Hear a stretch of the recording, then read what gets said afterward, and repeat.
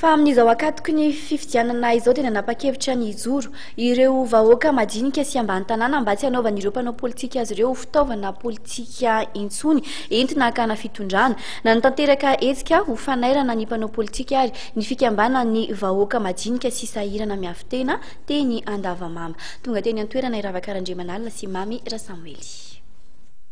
Tsy anaiky atao fitaovana politika intsony ireo vahoaka madinika sy avy any amin'ny ambany tanàna araka nambaran'izy ireo androany nandritra ny hetsika famoriam-bahoaka no karakarainy ny fikambanana vondrona vahoaka madinika miafitena na ny FVMM Tarin'Andriamatoa Tafy Saramafadraoany teto Andavamamba. Ny hetsika famoriam-bahoaka androany moa dia natao indrindra ho fanairana ireo mpanao politika indrindra amin'izao akatoka fifidianana ho tanterahina eto amin'ny firenena izao. Hetsika androany amin'izao hitanareo vahoaka maro be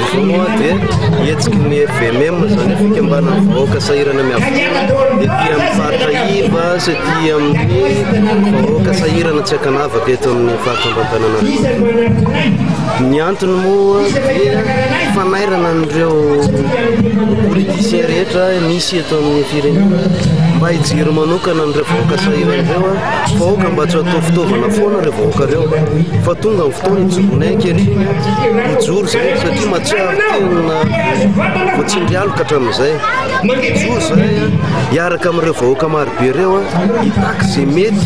ho azo atao amin'ity tanànana ity. Raha teto Analamanga ny orena ny FVMM ankehitriny kosa dia efa mahenika Madagasikara izy ireo ary 10,000 latsaka kely ireo mpikambana ao aminy amin'izao fotoan'izao.